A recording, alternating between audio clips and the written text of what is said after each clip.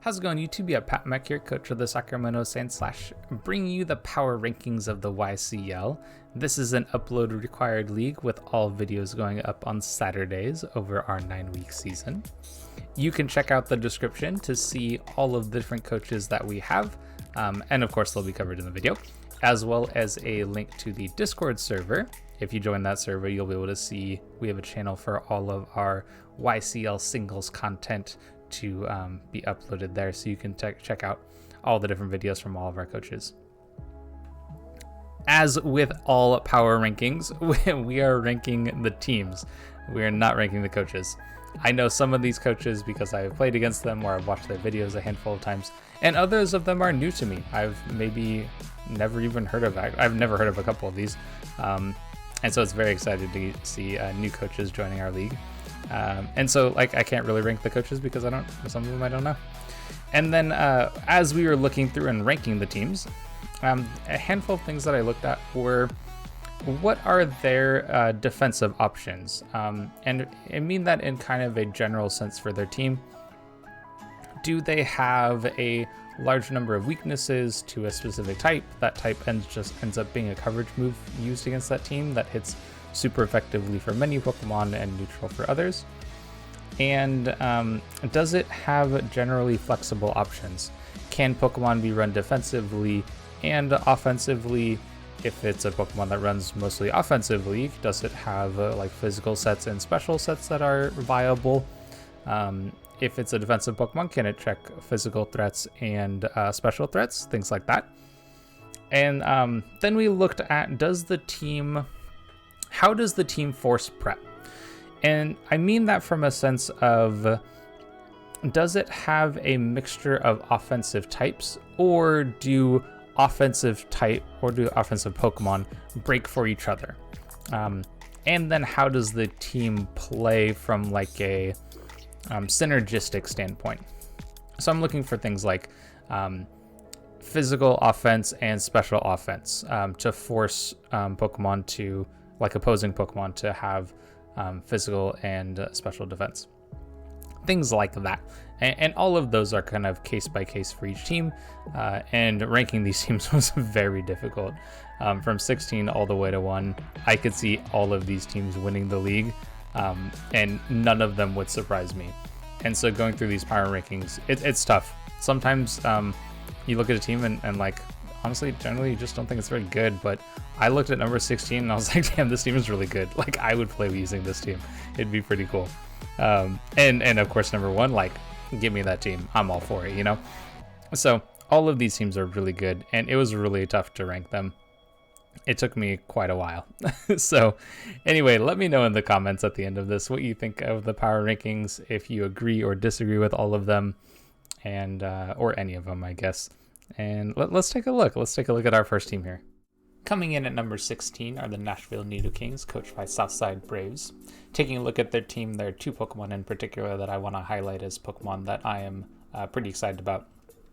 Zygarde, for one. I used that during YCL Season 3 and had a lot of success with it. So very excited to see how Southside Braves chooses to use Zygarde this season. I think it's a pretty good Pokemon on their team, and I'll talk more about that when we start to dive into the teams a little bit more.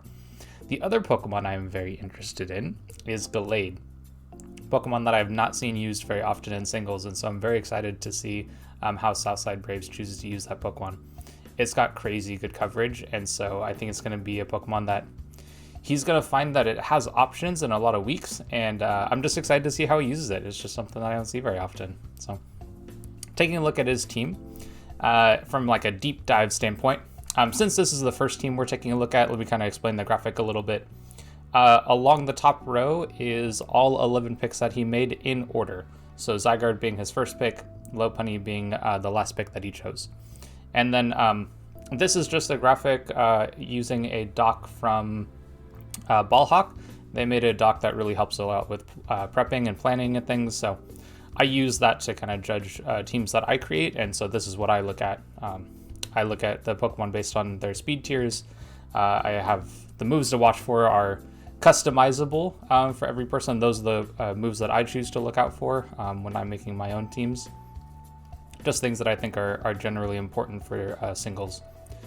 Okay, so let's actually talk about why I have this as number 16.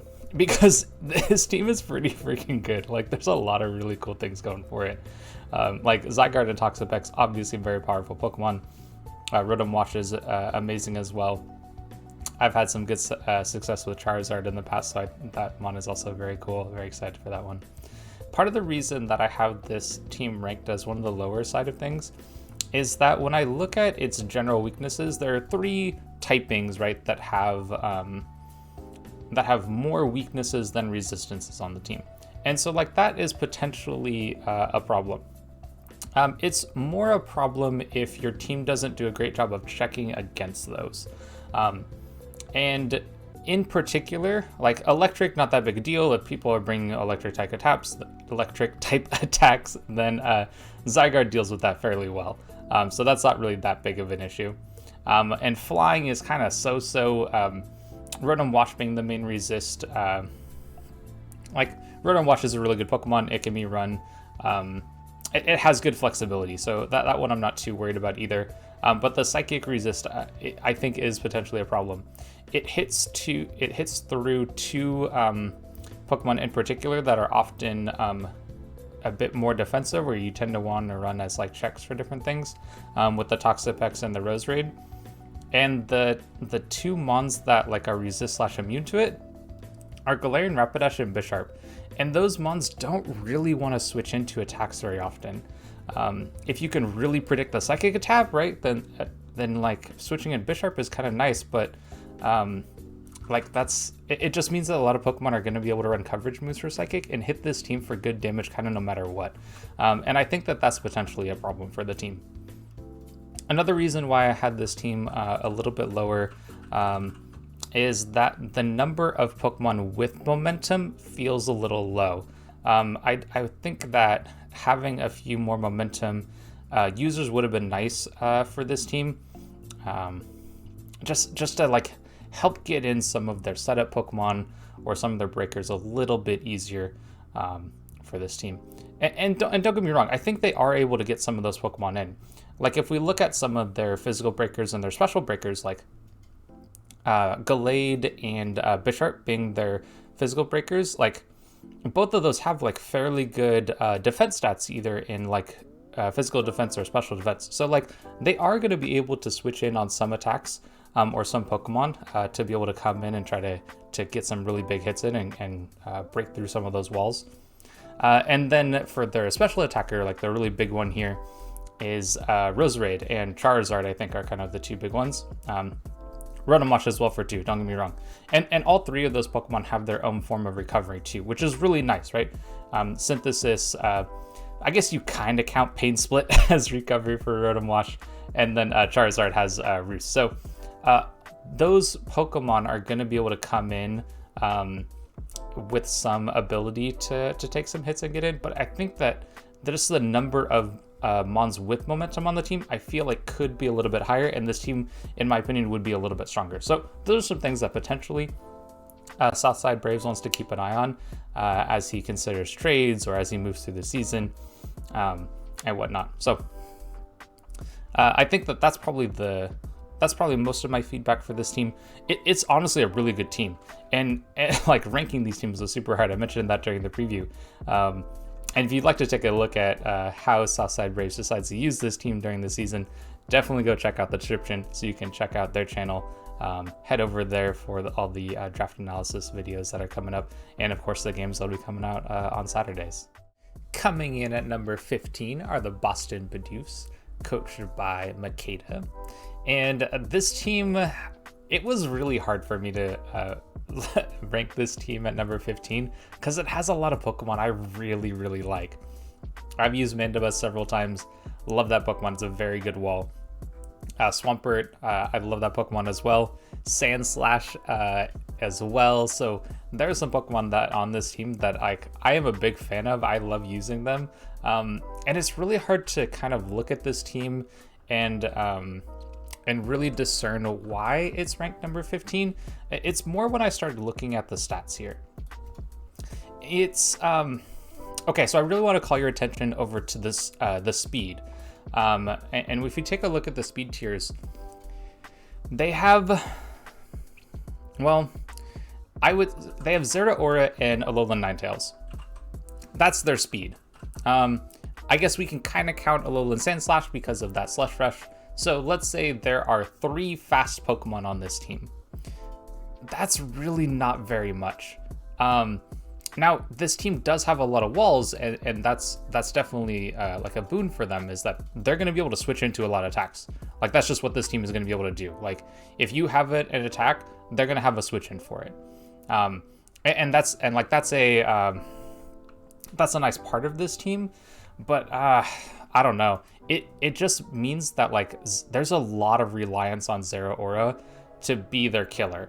Like, they need that Pokemon to clean up a lot, just because there's not a whole lot of offensive pressure that comes with this team.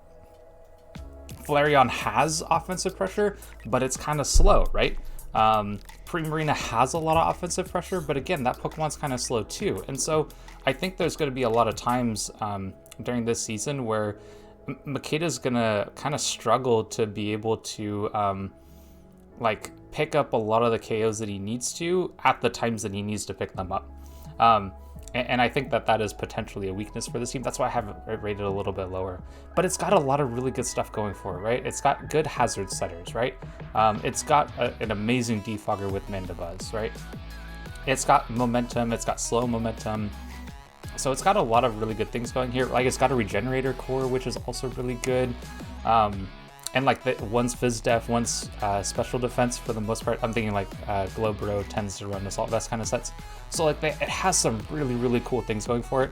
I just think that like the speed is really gonna hamper the success for this team.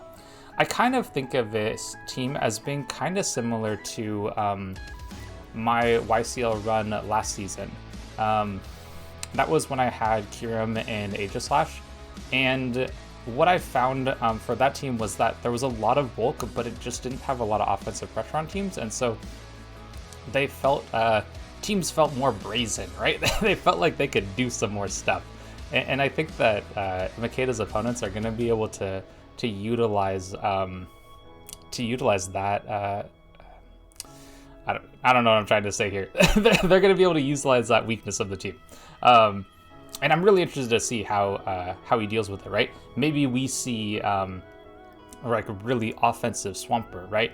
Maybe we see really offensive Glowbro, right? So I think it's going to come down to Makeda's ability to be not flexible, but creative. Yeah, creative with this team. And he's gonna come up with some really cool sets, I think, and this team's gonna do well. Don't get me wrong, but I think that like just from a team standpoint, it's missing some things that I think it could use. So coming in at number 14 are the San Antonio Snorlax, coached by Danger Dave. A quick shout out to Danger Dave's channel, actually, if you haven't checked it out. He does a lot of almost like laddering kind of but he does it on Wi-Fi, which is really cool, right? Because Wi-Fi is so much better to watch.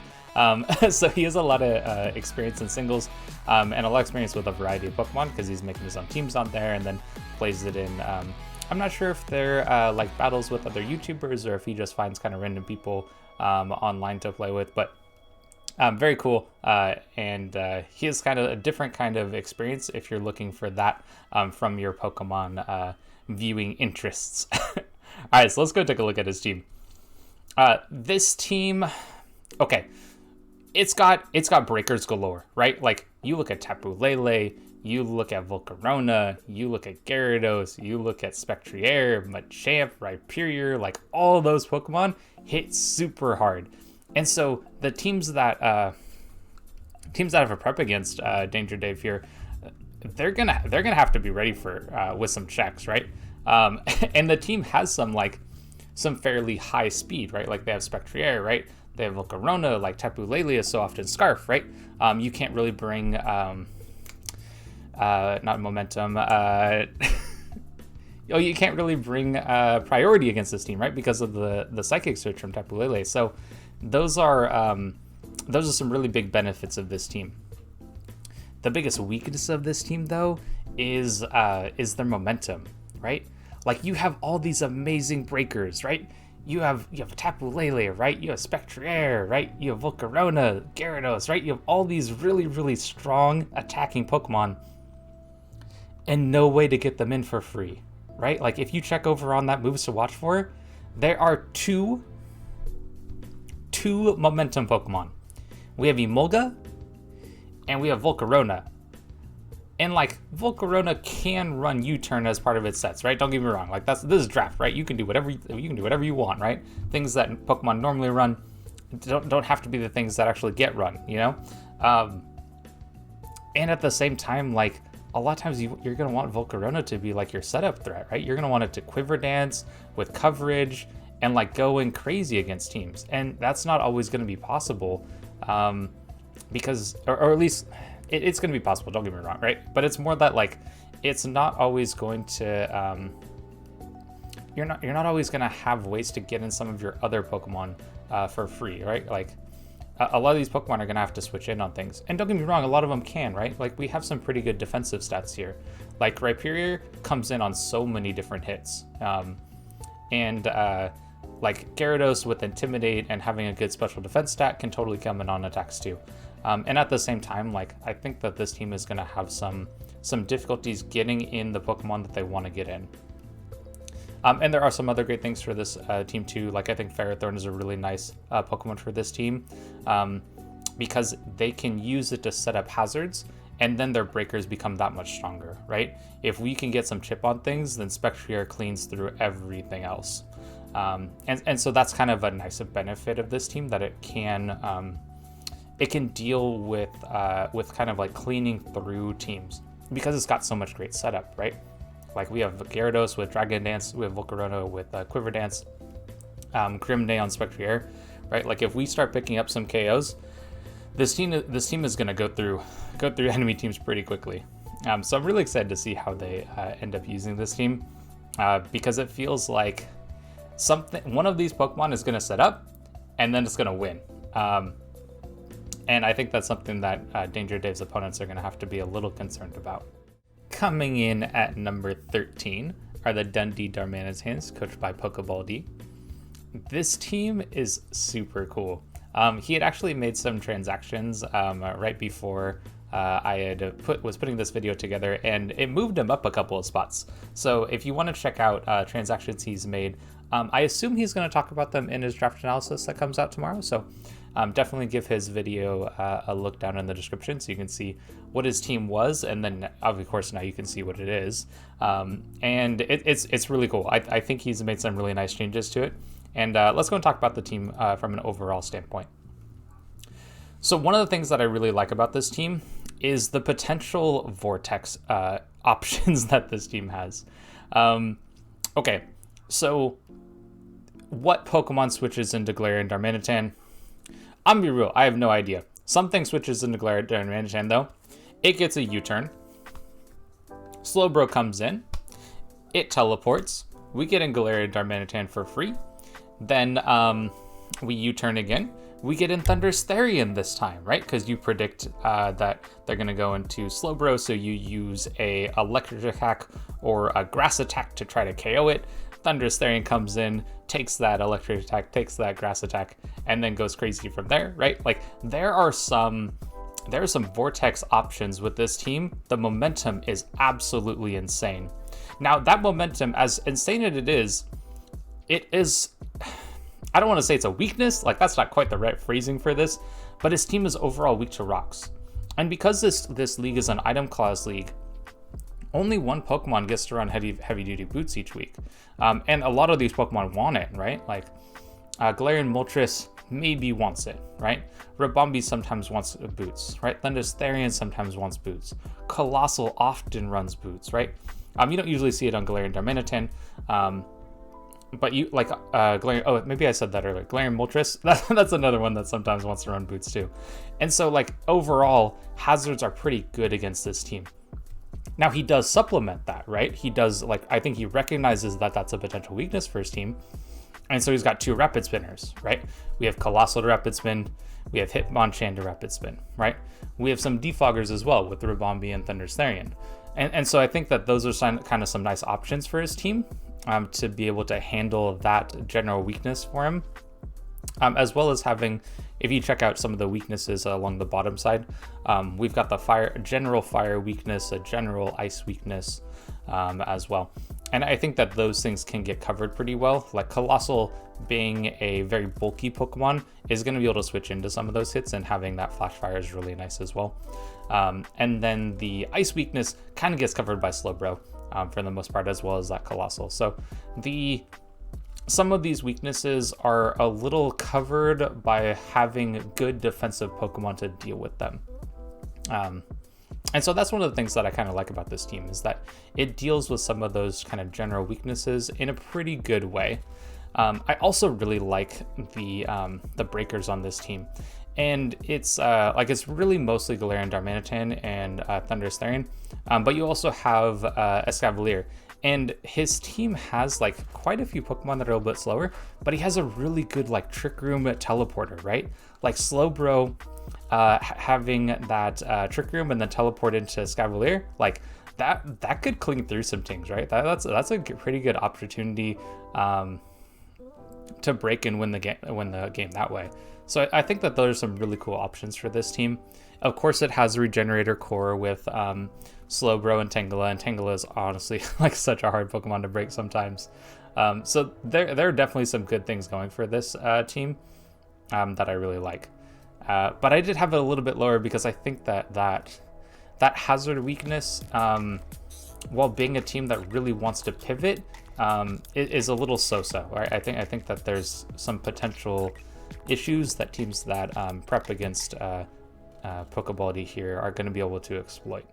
Coming in at number 12 are the Sydney Staraptors, coached by Harry. I like their logo. Fortune favors the brave. This team is brave. When you round 1 Dracovish like this, like you gotta be prepared to support it. And I think this team does support it in some ways, and it doesn't support it in others. So oftentimes the best way to deal with Dracovish is to have water absorb Pokemon, right? Like if you're gonna try to click Fisher's Rend against somebody, right? Like you gotta make sure you can deal with their water absorbers. Now I think that Harry is gonna be able to do that, right? He's used Dracovish to good success in the past, and he's dealt with teams picking up those water absorb Pokemon. However, at the same time, that means that Dracovish is often going to try to beat its checks. Now, if Harry tries to play his team in a way where Dracovish doesn't have to beat its checks, then there's a lot of pressure on Zapdos and Dhelmise in particular to deal with those water types. Just because, like, in general, water is good against this team too, right? There's very few resists to it, Dhelmise being... Well, I guess you can count Dracovish as a resist too, right? So Dracovish is a resist and Dhelmise is a resist, right? But aside from that, like there's just not many Pokemon that are able to deal with those water types. And at the same time, right? Water types often have ice coverage, and the combination of water and ice hits everything on this team for super effective or neutral damage, right? And I think that that's potentially a difficulty, right? Teams are just going to be able to play like with those 2 type moves, right? Like, and then they're going to have space for setup or space for recovery or things like that, you know? So I think that like there are some potential difficulties that this team is going to have to face, and I'm really interested to see how Harry does that this season, because there is a lot of pressure, right? There's a lot of pressure on that Dhelmise and that Zapdos. And don't get me wrong, right? Those Pokemon are good. They're going to be able to deal with those Pokemon, with those water types. And at the same time, right? Again, that water ice coverage is just like, it's looking really nice against this team. I'm going to tell you, it's looking really nice against this team. Now, one thing I do like about this is that, like, the fairy, right? The fairies, like this, although this team is weak to fairy, right? You have Heatran, right? And Heatran switches and is got to be the best Pokemon against fairies in the entire game, right? That Pokemon does such a good job of dealing with that. And so like there are some nice benefits that this team has. In terms of like speed, speed control. Yeah, maybe speed control or having like their speed tiers. I think their speed tiers are pretty solid. There is that jump between Sandakan and Armado, which like, I kind of feel so it'd be nice to kind of have something that kind of fills in some of those gaps, but I think their team's going to be just fine. You know, I think they're going to be all right. And so like the team is pretty solid. And that you can't count Dracovish out. You know, like that Pokemon has so much power. Like if you can get in a position where you have Banded Vicious Rend or Scarf Vicious Rend to clean out games, like you're going to be in a good spot to win a lot of games. So I'm very excited to see how Harry ends up using this team. I think he's got some really good options here.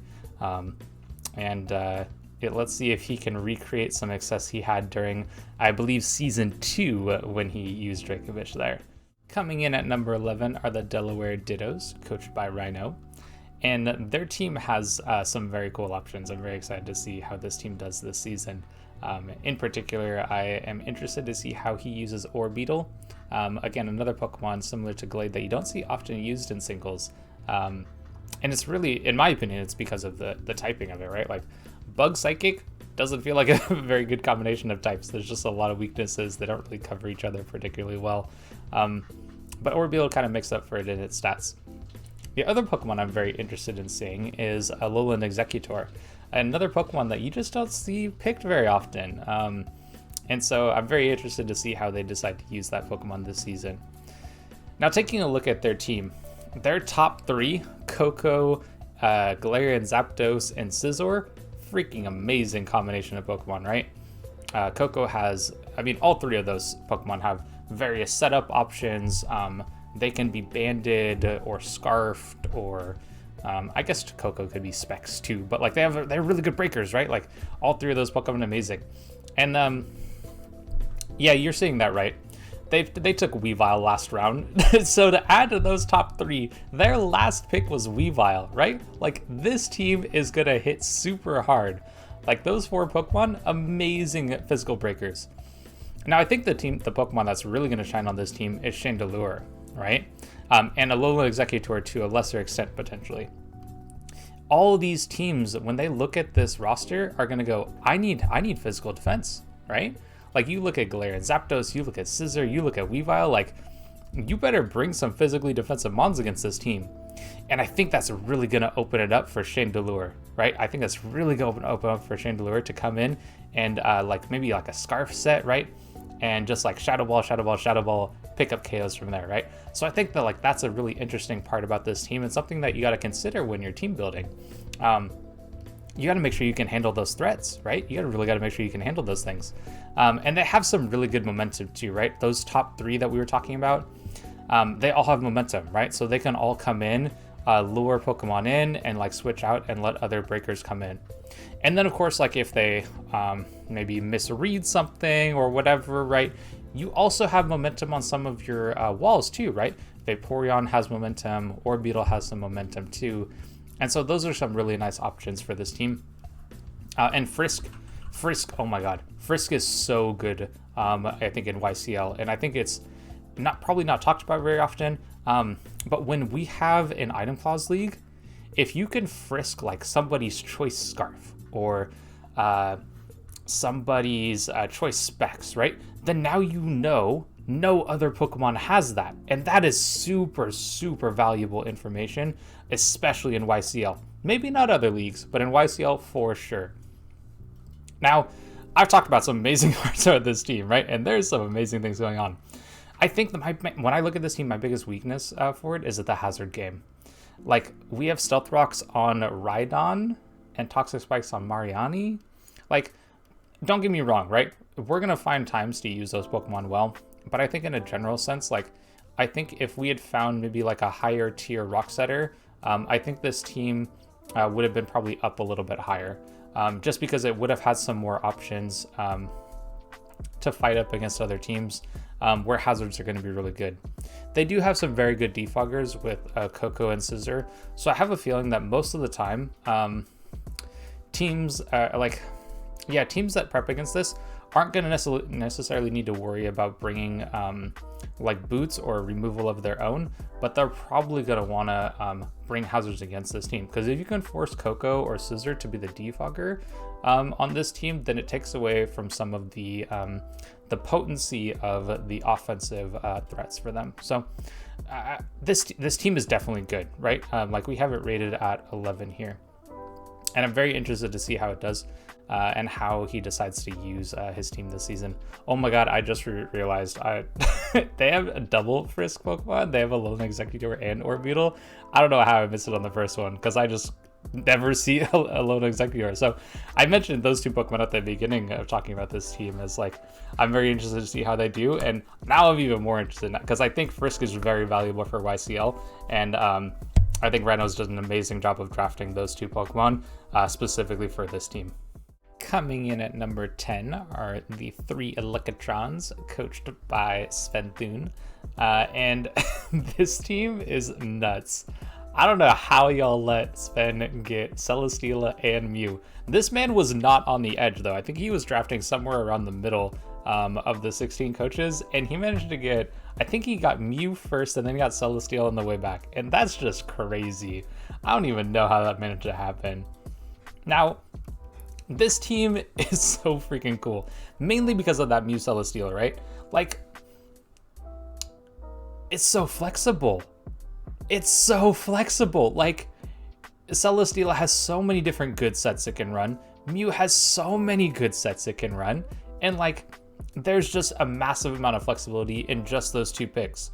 And then you add on the rest of his draft too, right? Like, the rest of his draft is great too. We've got Goodra, amazing for physical and special attacking, and amazing special defensive wall. We've also got Incineroar, which is amazing physically defensive mon, along with that Intimidate. So there's some really cool things happening for this team. That's going to be very exciting to see how Sven uses it this season.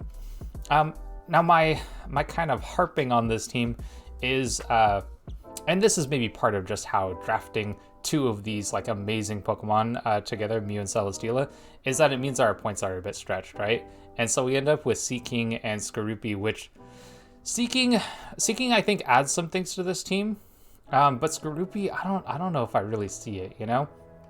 I guess like as a grounded poison type, we don't need to worry about people bringing toxic spikes against us quite as much, because we do have a way to kind of soak those up. But I don't know, maybe that's kind of it. Like, I don't know if I see how Skorupi is going to be used as much this season. And saying that, again, I'm talking about teams, not coaches, right? Let me give an aside about coaches here. Sven is amazing at using those lower tier Pokemon. I think it was season 2 or season 1. I think it was season 2. This man went absolutely nuts with Pikachu, right? Pikachu is a mon that we don't often see of as a threat, but he went absolutely crazy with it. So, is Skorupi the next Pikachu? Is Seeking the next Pikachu? You're gonna have to go check out Sven's channel to find out. I don't know what else to tell you, right? Like, you gotta watch his season, and then we can all find out together. So I'm very excited to see how Sven uses that. And like, I don't know if I have a whole lot else to say about this team, just because of like, it's Mew Celesteela, right? Like, how do you prep against that? I'll be real, I don't know how you do it, right? Like, I have such a problem prepping against Celesteela, just me personally, right? And then Mew has so many different good sets it can run. It's gonna be tough. He's got amazing setters or like hazard setters, hitting all of those kind of different types aside from sticky webs. We've got good ways to get rid of hazards. I think maybe one thing that I think could potentially change about this team, it really depends on what Sven's thoughts are on it, is I think Excadrill could potentially be a different Pokemon. I'm not 100% sure what it would be, but it kind of feels like a Rapid Spinner and a Rock Setter on this team. Like if we could add a Sand Setter, then like Excadrill kind of frees up in terms of its flexibility. But as it is, I don't know if Excadrill necessarily fits on this team, and so maybe that's one like kind of downside for this team, or another one, right? Talking about kind of those lower tiers as well. But there are some Pokemon that you don't see used very often here that are very exciting to see. Beware in particular. Xurkitree is another one. Those Pokemon you do not see very often used in singles, and so it's going to be really cool to see how Sven uses them. And they're really heavy breakers, right? Like Circuitry, 173 special attack. That is nuts. And Beware, of course, has that the physical attack stat. Is it the highest? No, okay. Excadrill has the highest on this team, but Beware is right next to it. So some very good physical breakers right there too. So anyway, I'm very interested to see how Sven uses this team. Again, Seeking, Skorupi, are they the next Pikachu? Check out Sven's channel to find out. Coming in at number 9 are the Trash Town Beagles, coached by Bishme. And yep, you're looking at that team correctly. He's managed to draft the godly Fire Water Draft core of Reboot, Sceptile, and Suicune.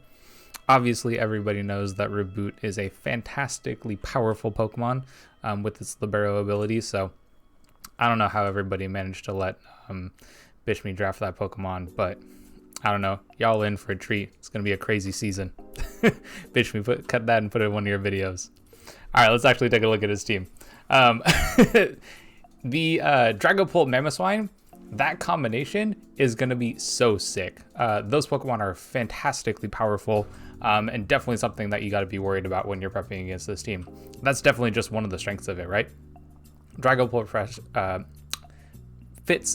forces, there we go, forces so much prep. And Mamoswine, same thing, forces so much prep. And like the team is just going to be hard for people to deal with, right? One thing that I actually like about this team is it's like kind of when we think back to the first team where like there was the weakness to electric, but they had a Zygarde.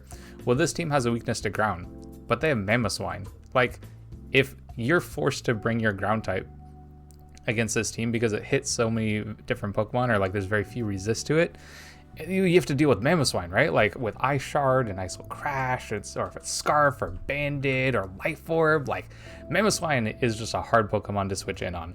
And same with Dragapult too, right? And if you can force in some Pokemon U-turn with Dragapult to bring in Mamoswine and break through those, then maybe Dragapult starts to clean. Yeah, it's crazy. The team is really cool, and I really like those as the first two picks. They're very powerful, very hard to switch in on. And it's just going to be difficult for teams to prep against that pair. Now, one thing I will say that I have this team a little bit lower than some of the others is that it feels like this team has to be very offensive to win.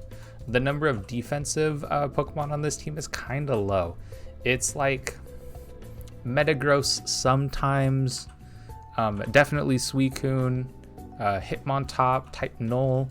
So there's kind of like 4 options, maybe like 3.5 options in terms of like defensive Pokemon for this team. And it feels like there could be some maybe that are a little bit stronger, because all of those, aside from Type Null, the other 3 don't have momentum, right? And so if we bring those in as the defensive checks, we can't necessarily gain switch advantage against the other team. And so that's kind of a downside, I think, of the team that I see from the setup right here. Another downside that I think this team has is it feels, it's not so much hazard weak, but it's more that we don't have a whole lot of hazard control. Like Stealth Rocks on Metagross and Mamoswine being the only ones, like a lot of times those Pokemon don't necessarily want to run them. And then our hazard removal with Xatu and Hitmontop doesn't feel like there's a whole lot of options. It feels like there maybe could be some more, or maybe we're just not going to worry about the hazard game. It does feel like one thing that I really like about this team, I think Grimmsnarl fits on this team so well. Getting screens up for this team means that all of those offensive Pokemon have some more defense on them too, and it's going to be so difficult for teams to deal with that. Like that just allows you to set up with Dragapult. It allows you to set up with like Suicune, for example, and so it makes this team a lot more difficult to deal with. Sceptile maybe can set up behind that a little bit easier too, and so like I really like Grimmsnarl on this team. I'm a big fan of it. Yeah, so we'll see how Bishme manages to use this team, but I think that the combination of Dragapult, Mamoswine, and Reboot make this team incredibly powerful, and then having Grimmsnarl with the screens makes it very powerful as well. Coming in at number 8 is the LA Lucarios, coached by Hollow Kid, And this team is pretty sweet. I kind of would like to have rated it a little bit higher, but there's a couple of things about this team that I kind of feel a little so-so about. So let's go and take a look at the team here. And you probably noticed things that I kind of was feeling a little meh about when I looked at this team. And it's mostly looking at those Gen 8 dragons we got going on there. Or maybe fossils, the Gen 8 fossils. Arcturus Dracozolt.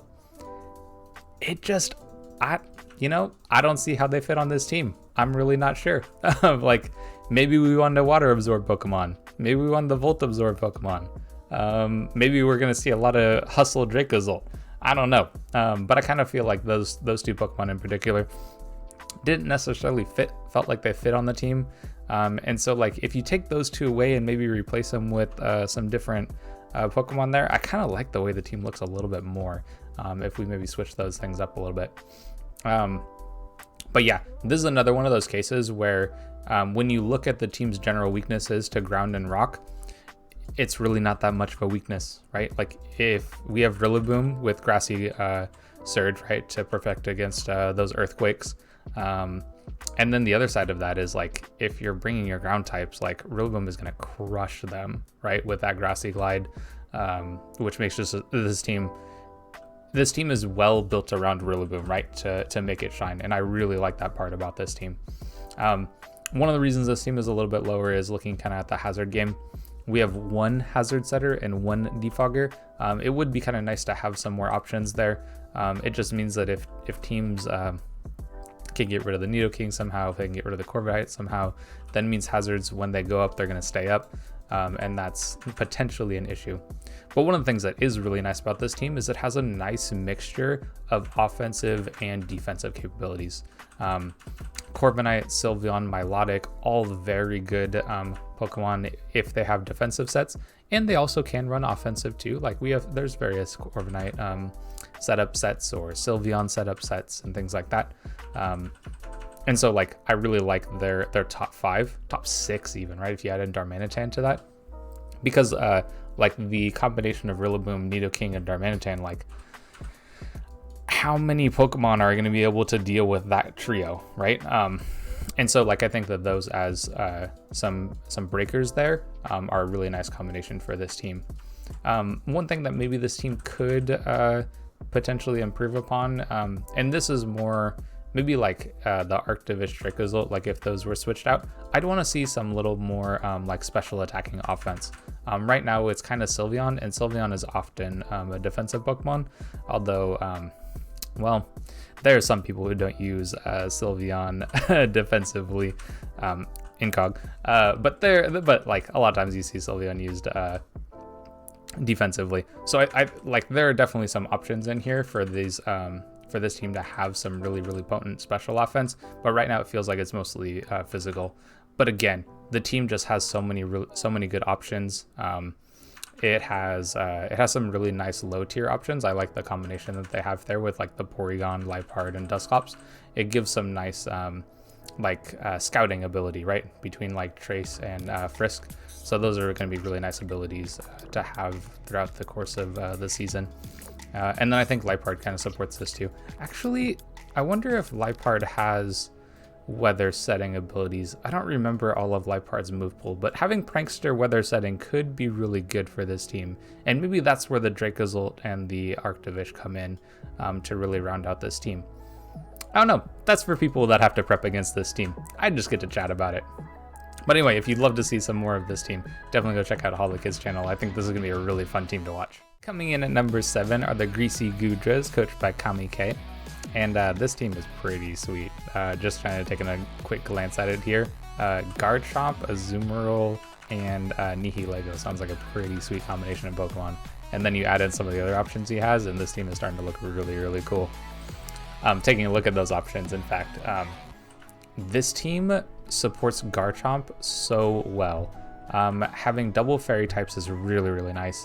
Having like a bunch of resistances to fairy is also really nice, right? We have double steel types with Klefki and where's the other one? Lucario, and then triple poison types with Vileplume, Nihilego, and Crobat. And like people aren't necessarily going to want to bring their fairies against this team, but they might need to, right, in order to try to check Garchomp.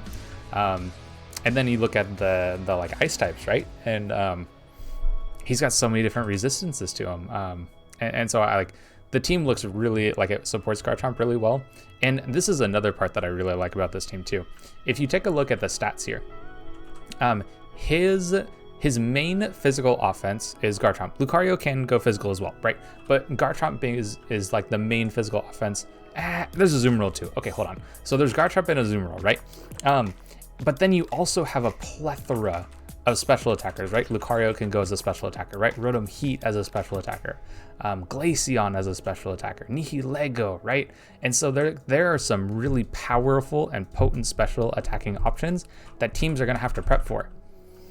And they also need to prep for Garchomp and Azumarill, right? Like this team has so many cool setup options. Nihilego, if it gets that beast boost and right can get rolling, then it's going to be pretty tough to deal with this team too. And what's really nice about this team, and something that maybe like teams don't always think about, or coaches don't always think about, is that many of those Pokemon that I just mentioned can also have defensive sets too, right? Because of Nihilego's special defense and its HP stat, like it's a pretty good special wall too.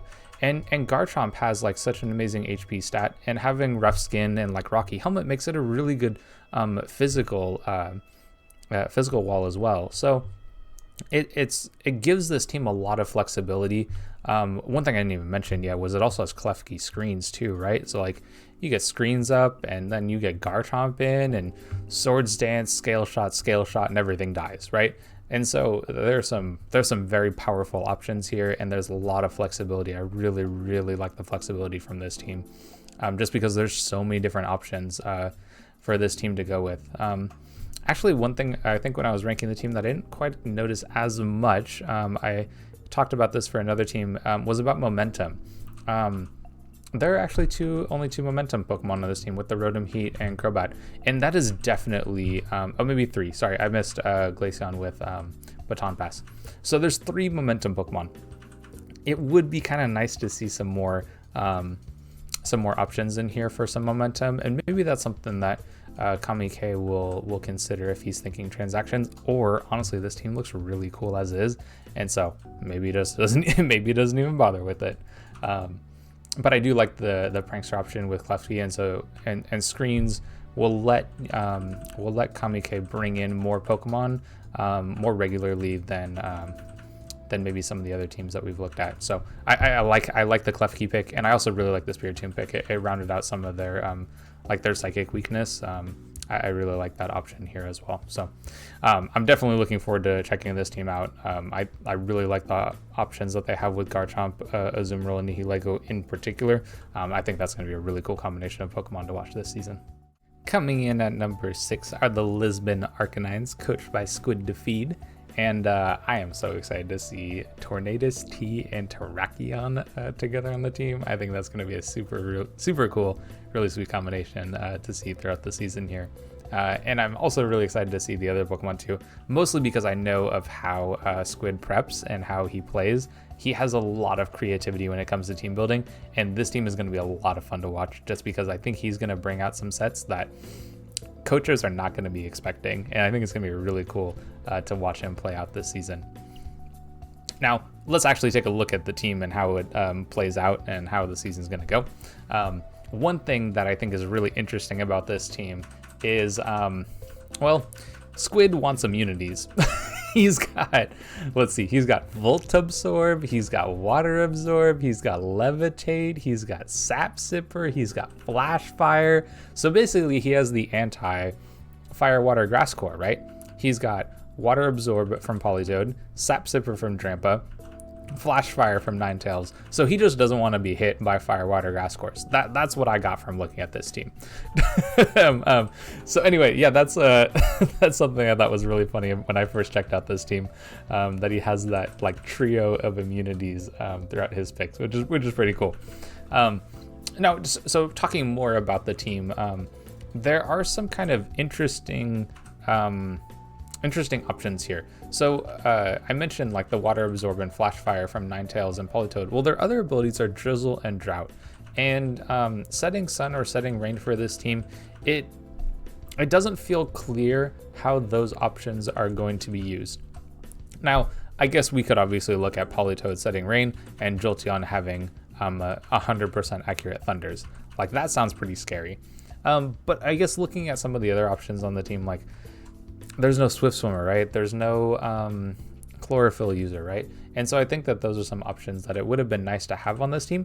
And then it gives teams kind of that second guess of like, is the Ninetales going to be drought and then we have some kind of Chlorophyll user to gain that effect, or is there a Swift Swimmer that we can use for Politoed? And even if Squid decides to use it as like a water absorb instead, then it would be nice to have those options, because I think the prep that it would force for enemy teams would make it more difficult. So just something about the team that I think maybe Squid will consider looking at in the future, and honestly maybe he doesn't, right? Maybe he just likes it how it is. So, but I like overall the team. I think that there are some really good options here. I like the mixture of speeds that he has, like going all the way up. I mean, honestly, a lot of teams having the highest speed Pokemon at Tornadus Therian is really good, but then he's got Jolteon to go even faster than that, which is also really nice. So I like the options that he has there. We do have a Regenerator Core here with Tornadus Therian and Eldegoss, and just kind of like the options that gives this team is pretty nice here as well. There's just a good mixture of like offensive Pokemon and defensive Pokemon, and some of the offensive ones can be used defensively and some of the defensive Pokemon can be used offensively. So there's some really nice options that I think Squid has for this team. It's going to be a lot of fun to watch him play that this season. And he's actually a prep partner for me, so I get to see his sets and teams before he gets to play them, and that's going to be a lot of fun. I'm really excited to prep against this team because there's just so many really cool options, and I think Squid's going to surprise me every time. I think it's going to be a lot of fun. But yeah, just looking at the team, I think there's just a lot of good options here. There's just a lot of flexibility, and I think that makes prepping against this team a lot harder. And yeah, it's going to be fun to see how Squid plays out this season. So definitely go check out their channel. You'll learn a lot in terms of like how you can be more creative with your team building and your set building, because I've definitely watched his and learned quite a bit. Coming in at number 5 are the Indiana Tracers, coached by Badass Frostlass. And just a couple of things to note about this team. If you're not familiar with the YCL, we are totally cool with speed boost Blaziken. So that Blaziken is speed boosting. And we have tried sheer force landers in the past and have decided that is completely broken. So this Landorus is Sand Force. And yeah, okay, let's actually start taking a look at the team. Okay, all right, first off, I want to talk about this. Yes, you are looking at the order that Badass Frostlass picked this team in. That is an 11th round Melmetal. Nobody thought that they should pick it up before then, so Badass Frostlass decided to pick it up last pick. What a great idea, right? Everybody loves that idea. So I'm looking at a core of Blaziken, Kyurem, Melmetal. Oh my god, how do you deal with that combination of Pokemon? Like, I don't know. I have no idea. Right? There's a mixer of physical or special sets between Blaziken and Kyurem, so absolutely fantastic pairing. Melmetal has, what's the attack stat on this? 143? Nothing switches into that. Nothing, like you give this a band and everything dies. It's an amazing, like that combination of Pokemon are going to break through any walls that you think you can run against them. So I'm very excited to see how Badass Frostlass decides to use that trio of Pokemon throughout the season. Now, one thing I will say about this team that as I was looking through it and looking at like the weaknesses that the team has and how are they going to be able to deal with those weaknesses, you can look at like fighting, ground, and rock, right? Those are the 3 that when you look at this team, it has more weaknesses than resistances to it. But when you go a little bit deeper and you look at what is weak to fighting on the team, or maybe better yet, what is resistant to fighting on the team? Well, we got a Moongus, right? Regenerator Pokemon, right? So like if you have a Regenerator Pokemon that covers up one of your team's main weaknesses, like that's a pretty good place to be, you know? And then of course Amoonguss can threaten out ground type since it's got that grass typing. So that's another Pokemon that kind of fits into dealing with those types. And then again for the fighting type, we have Comfey, who has great ability to heal itself with that triage ability. So again, right, two Pokemon that can continually switch into those fighting attacks that the team is generically weak to. So I like how Badass Frostlass has drafted the team to cover up those weaknesses, even though his team in general is weak to them. And then ground types. Let's talk about ground types when we're facing a Kyurem. Do you really want to bring your ground type when you're facing a Kyurem? Probably not, right? Probably not. And so Kyurem on this team is amazing. Just because even though there are a large number of ground type weaknesses in general, Kyurem is absolutely going to crush those. So amazing Pokemon to have here, even though his team is generically weak to those. And then now the weakness to Rock, in my opinion, is mostly more about how do you deal with hazards? And he's got several defoggers, right? So he's got ways to get rid of those hazards. And then the other side of this is when you look at the YCL specifically, because we're an Item Clause League, are you able to run boots on the Pokemon that need them? Well, I don't know how much we count Shelmet here. There's only one weakness to rocks, right? And so Kyurem can run boots whenever Badass Frostlass feels that he needs them, right? He's not competing with any other Pokemon to run boots just because Kyurem's the only one that really is gonna need them.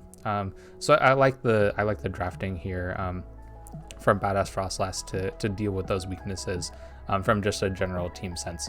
And then just like looking at the combination of like weaknesses and stuff, like I like the pairing of Kyurem and Melmetal. I think that makes this team very strong.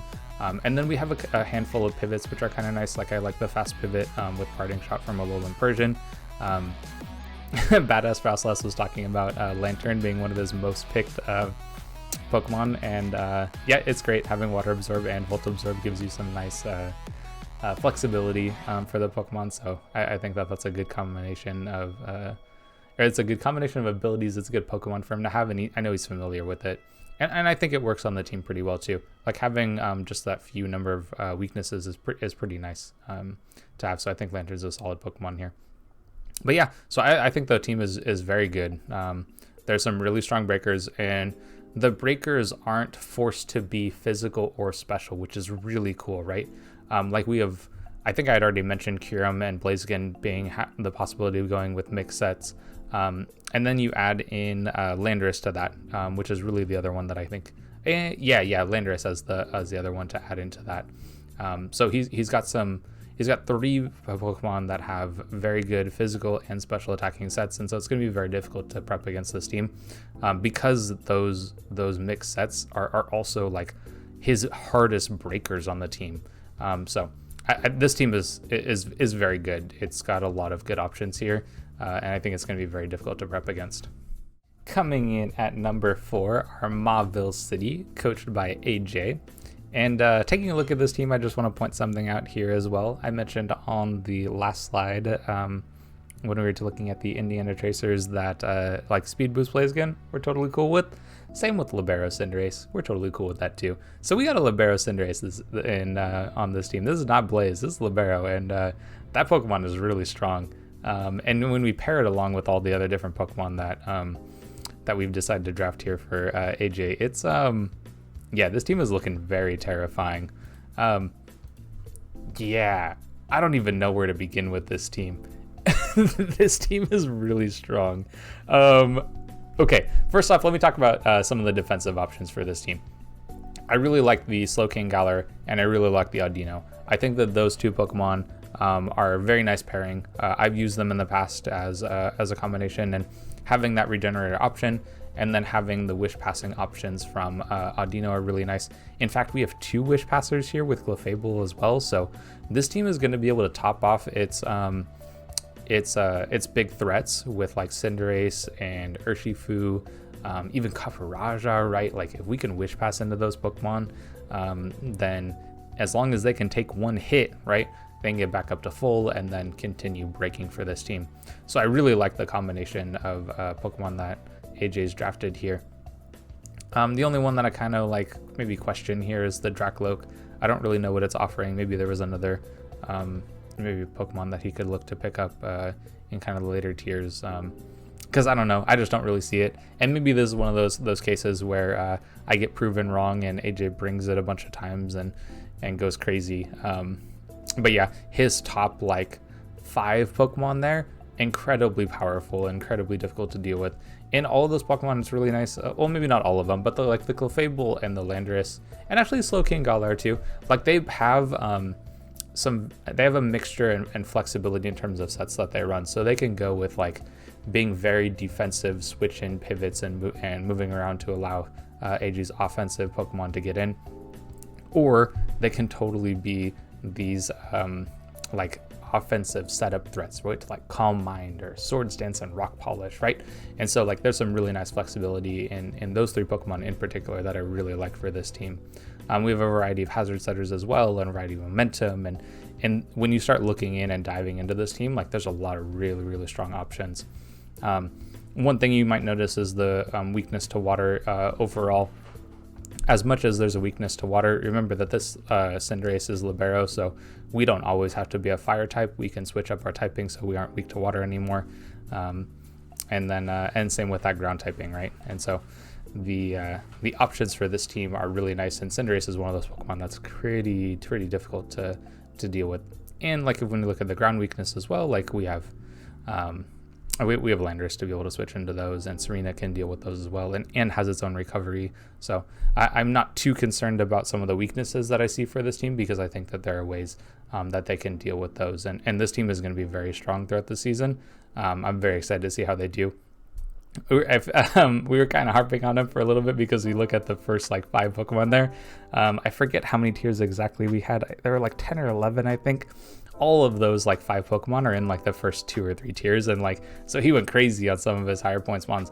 But I really like the way that he's rounded out his draft with getting like the Stunfisk and the Serena and the Capraja. Like they really add some nice options to this team, and it's going to be a very strong option to deal with throughout the season. I really like how AJ's rounded out his draft.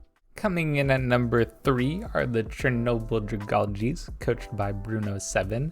And oh my gosh, this team is amazing. I'm so excited to talk about this team and to look at how they do during the season.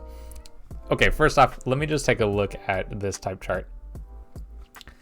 Now, when we've looked at some of the teams that have been in these this top half, there have been some weaknesses on the team that you could exploit just from a general team sense. You look at this team, every type is covered with either a large number of resistances to them or an equal number of resistances as weaknesses. And so this team is very strong. And they have a really good mixture of defensive and offensive Pokemon and flexible Pokemon, right? And so this team is just very strong. It's just really good. Like I don't even know how else to put it. There's some really powerful options here. I absolutely love the pairing of Aegislash and Hydreigon. That's a pairing that I've not seen in the past. I've seen like Aegislash Kyurem. I've used that pairing.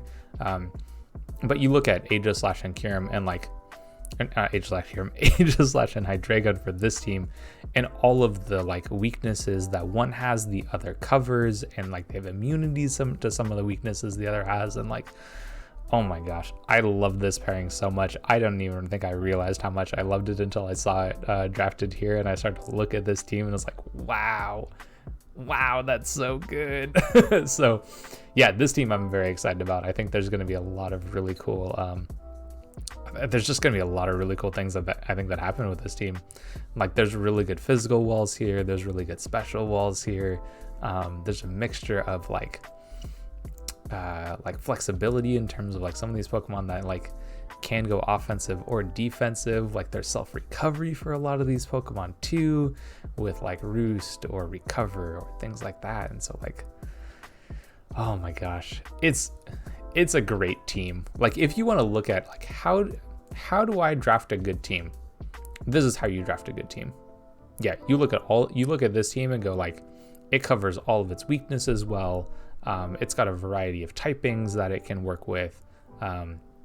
It's got Wish Passing and Heal Bells, right? So it's got a Cleric along in here too. It's got physical walls and special walls, right?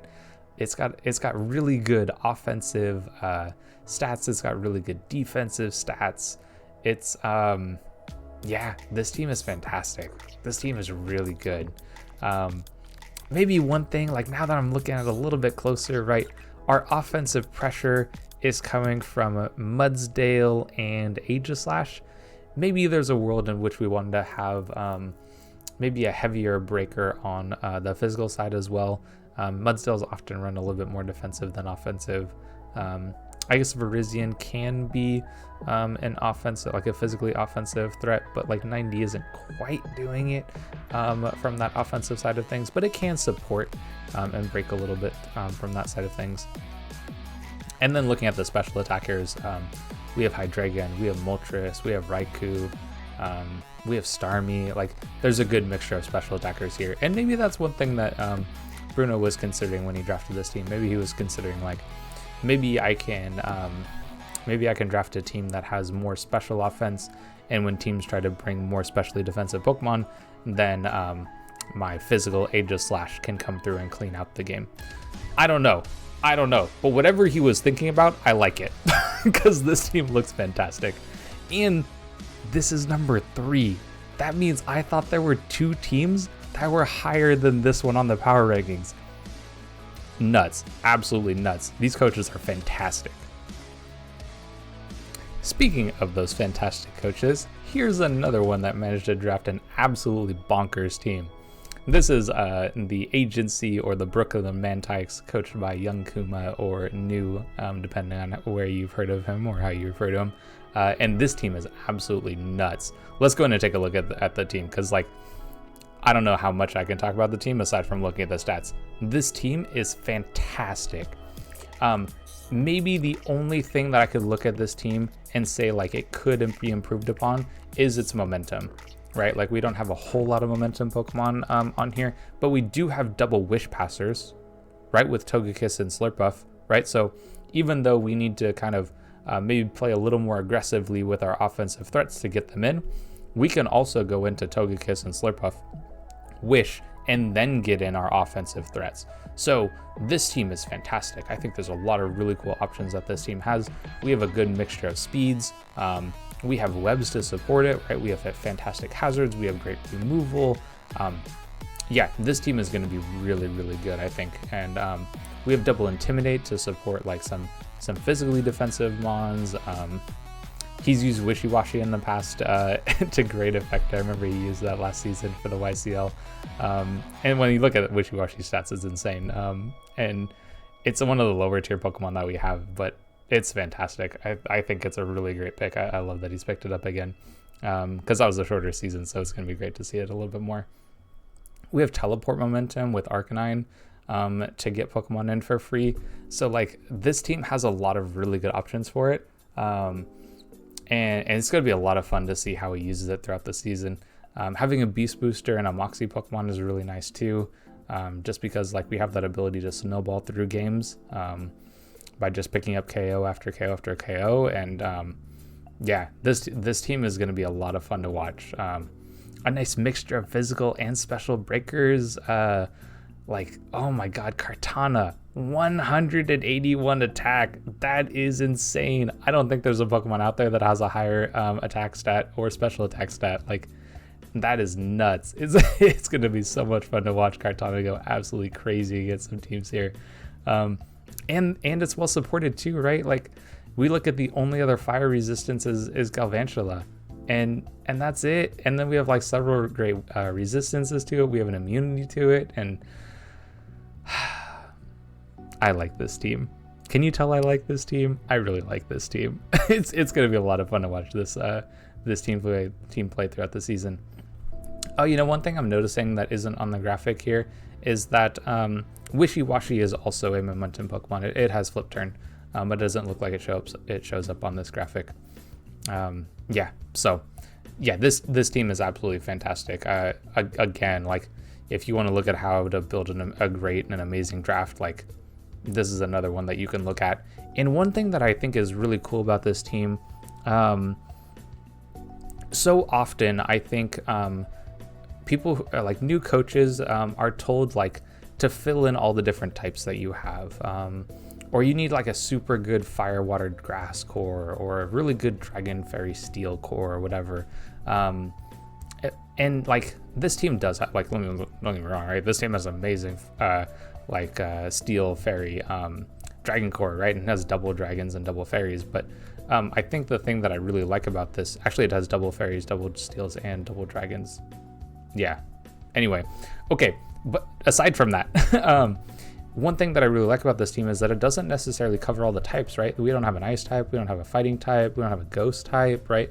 But I think doubling up on some of the types that Youngkin was drafted here, it fills in some of those weaknesses, and there are sets that utilize like fighting attacks, right? Or the ghost attacks, right? And so like, it's really not that big a deal not to cover all of the types. It's mostly about like building a well-rounded draft that can synergize well together. And I think Youngkin was done that here. I think this team is going to be really good. I'm very excited to see how it does this season. And coming in at number 1 are the McChesney Park Slowpokes, coached by a Praetor. This team is absolutely insane. There are so many good options for this team. It is so strong. And okay, hold on. The cynic in you is listening to me and going like, duh, they have the most broken Urshifu Pokemon. It's like the most broken non-Uber singles Pokemon in the game. Like, of course they have the best team. No, like the rest of this team is really good too. Let's go take a look at it. Again, this is another one of those teams, right, where there are no typing, right, where you can just look like, I'll just pack this coverage move and be able to hit most of the Pokemon for neutral or super effective damage. This team just doesn't have that, right? It just doesn't have that. It has like great resistances to things. It has a bunch of immunities to options, and like this team is very strong. Very excited to see how Praetor does with it this season. There are a plethora of hazard setters. We have several defoggers and removal. We have a large number of momentum options. Our only other weakness to Fairy that Urshifu struggles with is that Altaria as a defensive Pokemon. We have ways of breaking through those Fairies with Jirachi and Gengar. Like, oh my god, this team is exciting. I am so excited to see how this team does. We have teleport momentum too, right? We have double wish passers again. Like, we have ways to keep our Pokemon healthy while also being able to break through and like get our breakers in for free, right? With momentum. And oh my gosh, this team is going to be so exciting to watch. And it's not just Urshifu as the breaker too, right? Like there are other really good breakers on this team, with like the Jirachi and the Gengar. Vikavolt I think is a great breaker as well. And so like this team is going to be a lot of fun to watch. It's just got a lot of really powerful options. It was very difficult to rank, specifically these top 3. It was difficult to rank everybody. Now I did decide on the top 3 when I was looking at, like, when I first looked at the teams. But yeah, I had this as number 1, and it's just such a strong team. There's a lot of really good options for it. It's got a wide variety of speeds, and I think it's a fantastic team. It's got really good defensive Pokemon too. The ones with self-recovery. I don't know. I could go on and on about this team, and I think that there are going to be some exciting sets that a Praetor runs as well. I've played a handful of League with a Praetor at this point, and he'll run some things. I think I mentioned about Squid and running like having like a lot of creative sets. Same thing with the Praetor. He's going to run some creative sets, and teams are going to be caught off guard by some of the sets that he runs. And like this team is going to be very fantastic to watch and to see him use. And it's going to be a lot of fun. Okay, so wrapping up here, this is the last team, and this one's ranked number 1. And so we're finished up with the power rankings here. And let me know what you think. Where would you have ranked these teams? Would you have put the McChesney Park Slowpokes as number 1? Would you have put the Nashville Nido Kings as number 16? I'm here for it. Argue with me in the comments. Share your ideas. Give your feedback. I want to hear all of it. I think it's going to be a lot of fun to watch these teams play throughout the season. Remember, draft analysis for these teams come out tomorrow. So if you're watching this on Friday, check out all of those draft analysis videos coming out on Saturday. This is going to be a 9-week season. All of the videos are going to be uploaded on Saturdays for this league, and it's going to be so much fun to watch this season and how it unfolds. Does the number 1 ranked team take number 1 and win the YCL? Does number 16 pull it off, right? Do we get the upset that way? I don't know, but these teams are absolutely bonkers. It is going to be so much fun to watch them throughout the season. And go down, check out the description, and check out all the coaches to see how they do. Anyway, if you'd like to see some more draft content, again, check out all the coaches, and yeah, good luck to all of them throughout the season. It's going to be a lot of fun to watch how they do.